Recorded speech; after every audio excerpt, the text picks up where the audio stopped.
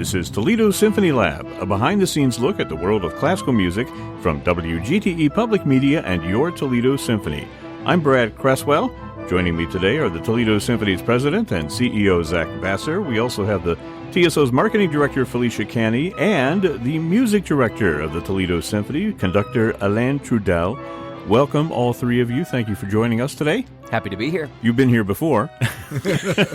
So today we have kind of a free-form discussion. We're taking advantage of the fact that Alain Trudel is in town. He has just conducted a concert with Toledo Symphony, and then it's kind of a little hiatus right now for the next couple of weeks. Really nothing going on until the 14th. I do want to put out there a couple of concerts that are upcoming. Next week, we're going to be talking about Toledo Opera's I Dream, but after that, we're going to take on the Duke Ellington concert, Classical Ellington. That's happening on the 20th and 21st. Can't wait for that one. Yeah, that'll be a great concert. That features Lorraine Carpenter, who is your principal trumpet. She's doing a world premiere. That's right, a trumpet concerto, as well as Natasha Peremsky is doing the Four Parables. Yeah, and that wonderful Nutcracker of Duke Ellington and the Harlem poem, which we can't overlook. It's 15 or 20 minutes of amazing music. Yeah, that's April 20th and 21st. You were going to say? I was going to say, but that's fodder for another podcast entirely. Yeah. Well, we'll talk about that in a couple of weeks. Also on the 14th, in a couple of weeks, you have the music of David Bowie with David Brighton, which looks like that's going to be a really fun concert for, people who are into David Bowie. Yeah, he's like the David Bowie impersonator. Right. And I think they actually worked together in some sort of that's right. collaboration where he was playing Bowie in front of Bowie or something like that. That's at the Stranahan Theater. You can find all of this information at the Toledo Symphony's website. That's toledosymphony.com. And again, we'll be talking about it as the time draws near for those different concerts. But here we are. We have Alain Trudel with us, and so I put out a little call on social media, and the question that I asked folks to chime in on was this: what do you think is the number one issue being faced by American orchestras today, and why? And I got a lot of different responses, and I thought it'd be interesting to throw a few of those out there. But let me ask you first, Alain. Yep. What do you think is the most important thing that orchestras are facing? Honestly, well, first of all, hi. Hello, everybody. And I promise not to play your trombone sound effect today. You had us at hello. Yeah, exactly.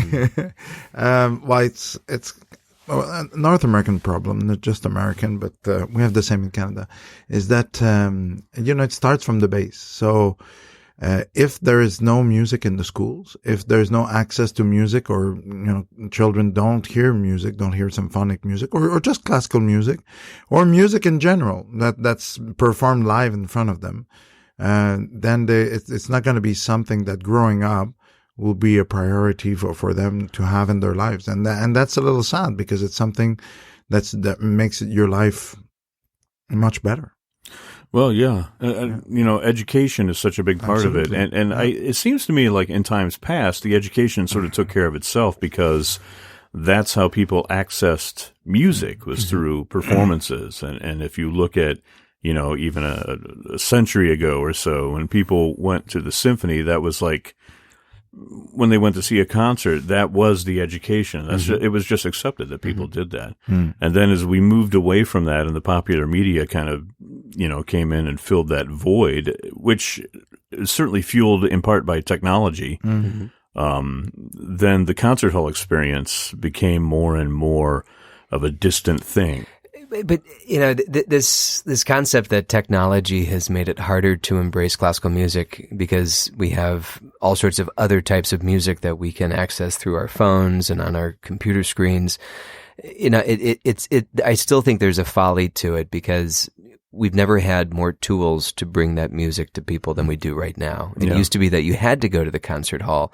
Now you can watch it on YouTube. That might cause some problems for us from an attendance perspective, but it also gives us a huge opportunity to communicate about classical music. I mean, what we're doing right now, having a radio show that shows up in a podcast stream talking about classical music, wasn't possible 10 years ago. Right. So, shame on us for thinking that we're reaching a limit when we're really coming to a horizon that's filled with opportunity. Well, what are the impediments to moving forward? I don't know. It seems like there are some hurdles to cross, and maybe even more so in the world of classical music. Well, of course, I've talked about education, but orchestra world, the tradition of the orchestra world is also, we have to own some of the things we've done in the past that didn't put us in a really great position for the present and the future. I mean, there's lots of wonderful traditions in classical music, but some of them, like if you go back about 20 years, was basically very, very elitist. And it was, everybody felt like they had to know so much just to show up and have the right to listen to it, which is totally untrue. But it was kind of, the hype of that had been really promoted in a certain way. And, classical music was a higher kind of, a form of social gathering. And, you cannot come as you are. You have to dress up. And actually, I mean, it's very nice if people like to do that. That's fine. But the musicians that wrote that music, they're just, regular people with their geniuses, but, in everyday life. They're just regular geniuses. They're just regular folks that do extraordinary things and that have genius for music. But, I don't think like Mozart was always, always on this, how do you say in English? On your nine? Is it like well dressed? Oh, dressed to the nines. Dressed to the nines. Yeah, exactly. I mean, things like that. I mean, you probably just woke up half an hour before and said, "Oh, I'm late. Let's go and put the wig on and just get on with it." Oh yes, the wig. Right. Okay, so maybe you don't have to wear a wig. Well, but we were just speaking before we started recording about this idea of what should the musicians wear, right? So you and I have talked a lot about changing the outfits of the orchestra. So Definitely. Well, but let's unpack that for a second, because why do we wear tails? Why do musicians wear tuxedos? Is that in the 1850s, that's what your audience wore. So you dressed as they dressed. Exactly. Now, if we did that, maybe we don't even wear sport coats. Like, it's as our audience has gotten more casual, we haven't kept up. And that creates a visual barrier because, I always like to say that people look at classical music as if they're looking up at a really steep cliff from the beach, and they know that the view is going to be amazing up there, but they talk themselves out of climbing it because they don't feel like they have the right shoes or the endurance, or they're not fit enough to do it. Yeah, that's the same thing that happens to people who want to explore classical music for the first time. But if you put like a really nice pizza or something at the top there, I would climb it. Right? Now we know your obstacles are easily overcome. But it's that's an allegory. It's whatever it is that is going to attract somebody and motivate them to climb that hill. It's a motivation thing, but it's also a demystifying thing. So I love that we peek behind the scenes of classical music on this show, because the more we can laugh, the more we can use terminology that people can relate to, as opposed to a lot of Italian and French words that may or may not be in everyone's lexicon anymore. Right. I mean, music doesn't have to be complicated. And if we laugh about it and we demystify it, it becomes more approachable. And we actually do a lot of good service to classical music by having the conversations that we do. I don't know if anyone's listening, but I'm happy that we're doing this. I mean, it's probably safe to assume that we're preaching to the choir, more or less, but to get the people that are involved in classical music to think about it and to at least propagate it through example, I think is very important. TSO does so much in the way of really reaching out and connecting with audiences. And we've talked about this before, the whole educational aspect and the outreach aspect. Getting back to some of the comments on here, and we've touched on some of them. We had one person who has a lot of experience teaching, working with students, talking about classical music, has an image problem, which speaks directly to what you said, Alain. I think along the same lines of what Zach mentioned earlier about demystifying, I think orchestras industry-wide also have a problem with relevancy, relating to the everyday person. Yeah. And I mean, as a former school teacher for a short stint of time, and being still surrounded by a lot of educators in the area, I really do think that there are some really phenomenal school programs, school music programs that are in existence. But the part that's missing for me is that once you step out of the school building, out of the band or orchestra classroom, it's not really like reinforced in life. And as you mentioned before our podcast started recording, when you asked like a classroom full of kids if they recognize certain classical pieces, I think had it, been reinforced more in like cartoons or at home with parents or siblings or friends, it would be more relevant, but it's just something that is, I feel like, siloed in schools. It is siloed, but I think it's also siloed in our culture. And on one hand, you have so many cultural references to classical music for whatever reason goes behind it. You see it, you hear it all the time in the media, whether you're aware of it or not. And on the other hand, then you have, that's just two hands, right? Yeah. On one hand, and on the other hand, you have, the traditionalists who are coming to you from the world of classical music saying, oh, that's terrible. How dare they, use John Williams to teach about classical music, or how dare they play Kill the Wabbit on the radio, which I have done and have had people complain about it. So it's, but don't cry for me. It's okay. That kind of attitude is part of the problem, not part of the solution. Right. I would say it. Yeah. The continuity of the divide. And we're talking about, where are they, if we wear like clothes that are so different than what people come now. I mean, they're basically coming to hear a bunch of dead composers. That's not the idea. The music is alive. And we have to, in the way we act, the way we promote it, the way we play it, we have to make it very much alive. And of course, we have to play living composers. And that's very important also. Well, do you think, one of the hurdles, for lack of a better word, towards reaching audiences, and especially younger audiences, is that this is an art form that needs some kind of meeting halfway, at least. The people that are listening to the music kind of have to embrace it as well, and especially if they're going to get off the couch and go see something in the concert hall, they're really taking an active part in their entertainment. Yeah, it's the kind of entertainment where you have to meet it halfway, right? You can't just sit there and let it wash over you, sugar-coated kind of thing. Do we embrace that part of it? Do we go? How do we go to people and say this is worthwhile because you have to take an active part in it? It's kind of like getting people to go to the gym. They all have that gym membership, but they don't necessarily use it. So we have to do the orchestra renewal January 1st, right? Where everybody takes the New Year's membership to the gym. That could be there's a new pricing model for you. Exactly. Right? Felicia's eyes just got really wide. Yeah. Exactly. Subscription. Why couldn't people do like they do with iTunes or whatever and pay, $29.99 a month and get to go see all the concerts? That's a model that some orchestras have done. And they don't usually last very long. Either the orchestras don't let them stand long enough to really evaluate that they're successful or not successful. They might try it for a season and then give up, or they're afraid.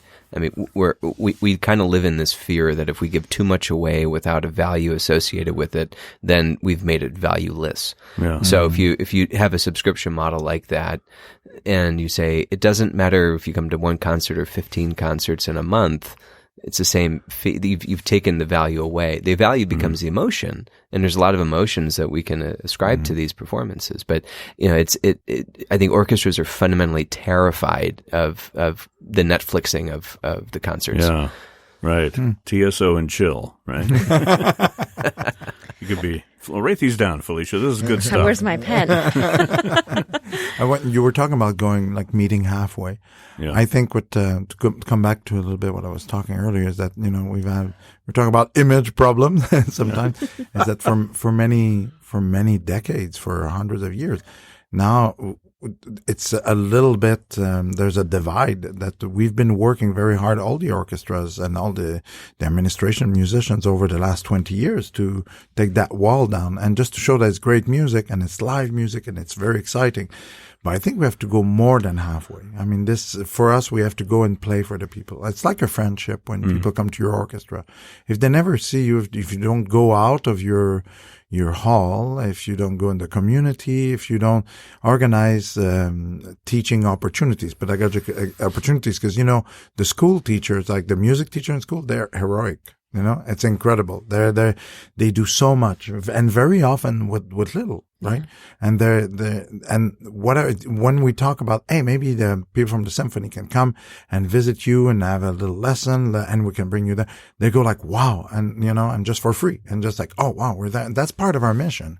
For me, it's as important to have excellent playing.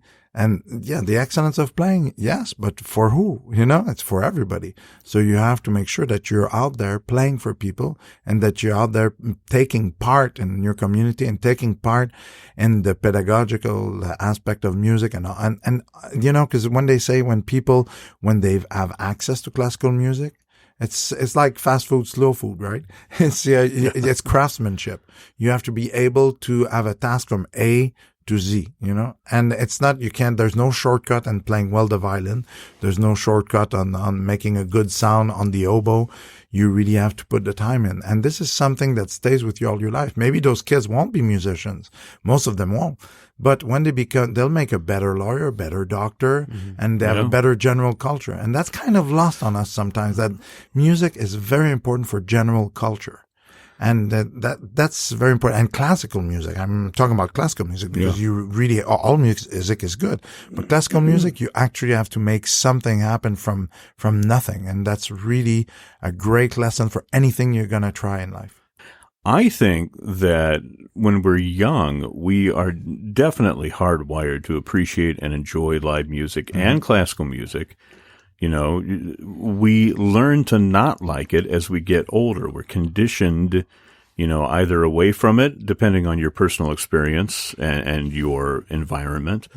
You may be completely conditioned away from it in favor of other forms of entertainment and cultural enrichment, which may or may not be, anywhere on the same level as the classical music experience. So then the question becomes, number one, how do we change that? Number two, do we want to change that? I mean, is it our place to try to, be an evangelist for classical music and get every butt in every seat? I think a big mistake would be to, quote unquote, water down the music, dumb down the music. Right. Because especially with kids, they can take any kind of music. As you said, nobody's told them if it's good or if it's bad. They're making their own decision. And I can tell you about an experience I've been doing with my orchestra in Canada, in Laval. We have a thing that's called baby music, and we only play for babies. It's up to 3 years old. If you're older, if you're older than three, if you're older than 3, you're a husband. You can't. You can't. No. But it's aimed at young babies.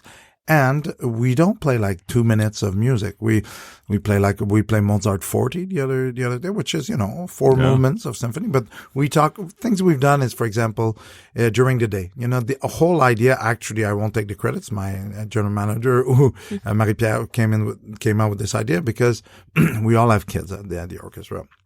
And, in the afternoon, what do you do, right? You're trying to go to the movies, and it's complicated. Now they have movies, they have showings just for, people who go with with their toddlers, their kids.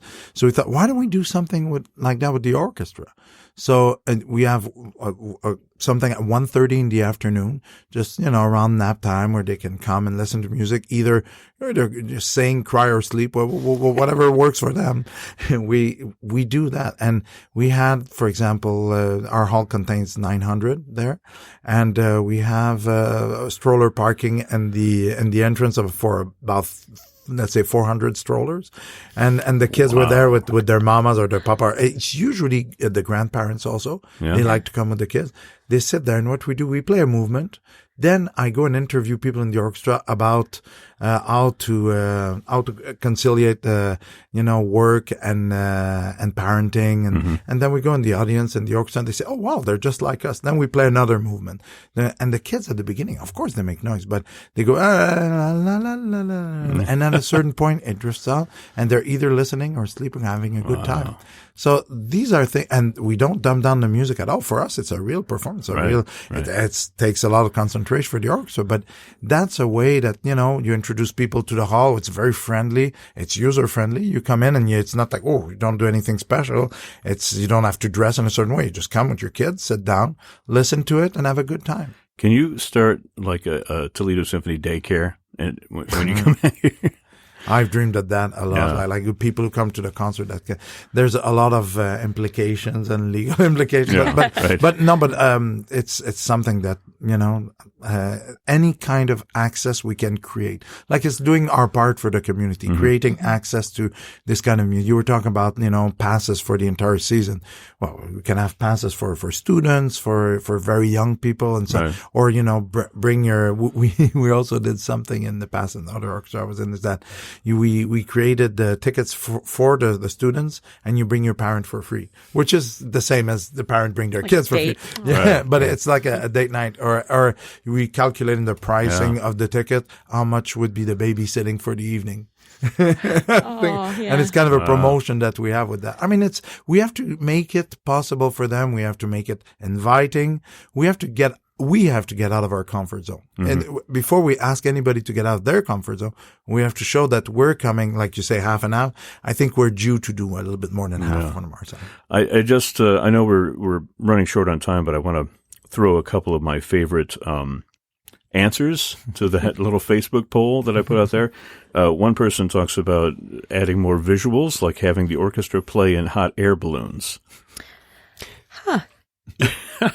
in the concert hall? Well, I don't know. I mean, I could see it going both ways. At least in the concert hall, they're not going to float away. Right? But that ceiling is going to really stop everybody. Yeah. I don't think it's possible, but I just liked the suggestion. But that person touches one thing, is that the visuals are important. Yeah. But do you put the audience in hot air balloons too? That's where it gets really expensive. Those ticket prices are going to go through the sky high. go through the roof. The new HD cameras help with They the do. symphony. They do. I think I'm very proud of the TSO and HD project, Right. and the orchestra had been piloting it for a couple years, but I think we really got serious about expanding it to all of our peristyle performances last year, and we started doing that this year. But for me, if anybody's listening who hasn't seen them, we put a very large screens aside the stage in the peristyle. So if you're sitting at the back of the peristyle, all you'll really see are the legs of the violins on the left side of the podium and the other string players on the right side of the podium. Sometimes they're cellos, sometimes they're violas. But you don't really see the clarinets. You don't see the trumpets. They're at the back of the stage. And we have these wonderful world-class musicians playing on our stage, and we hide them.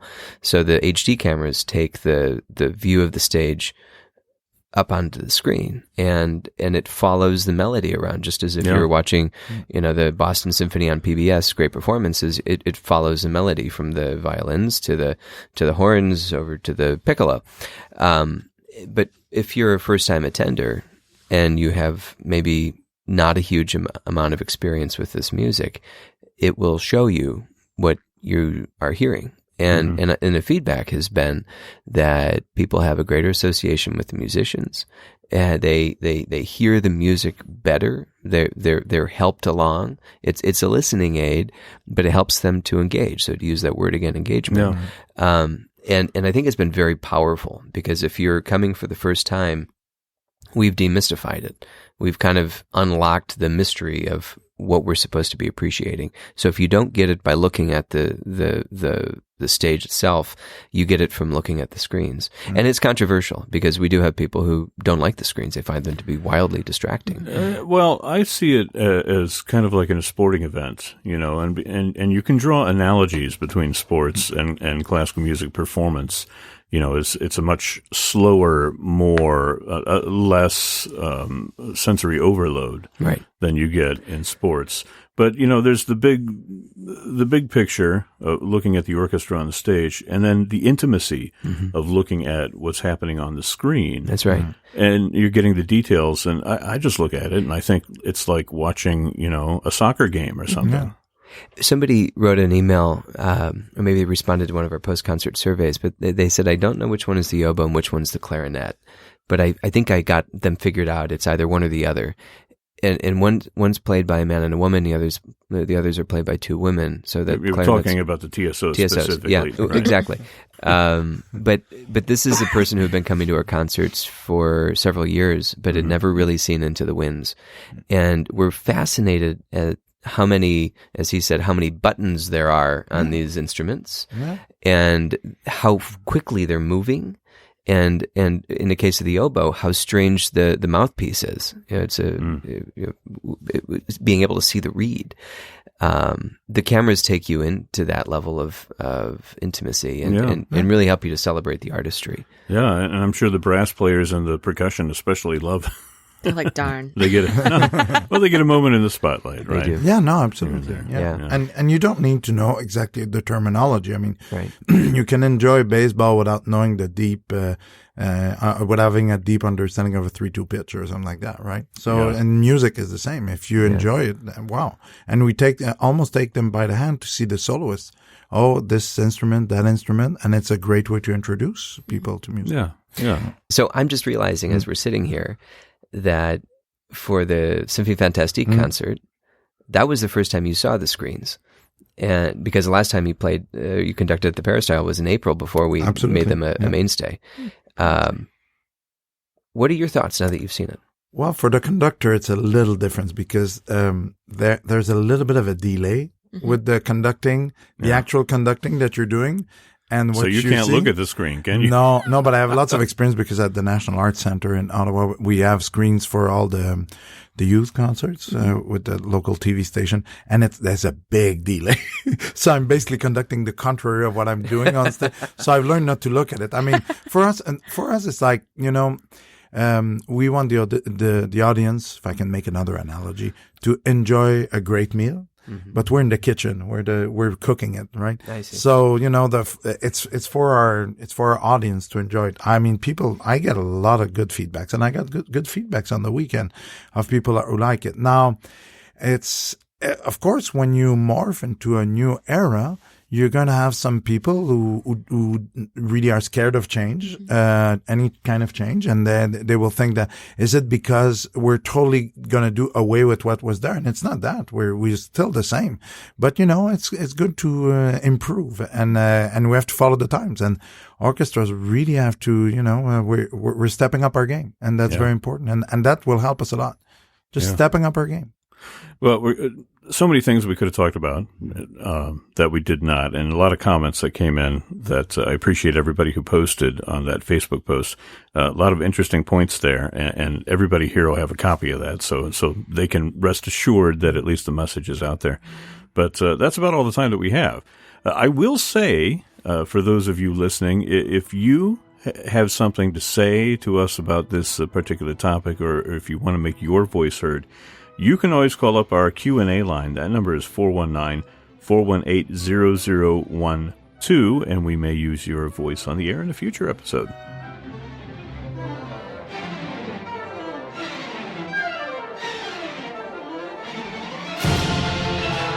Toledo Symphony Lab is generously underwritten by a gift from the estate of Barbara Garwood and is a production of WGTE Public Media in collaboration with our sponsor, the Toledo Symphony.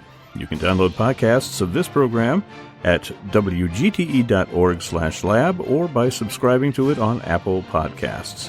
And remember, you can check out all upcoming events at the Symphony by visiting their website at toledosymphony.com and their various social media outlets on Facebook, Instagram, and Twitter. I'm Brad Cresswell. My thanks to our panelists, Felicia Canny, Alain Trudel, and Zach Vassar. You've been listening to Toledo Symphony Lab here on FM 91.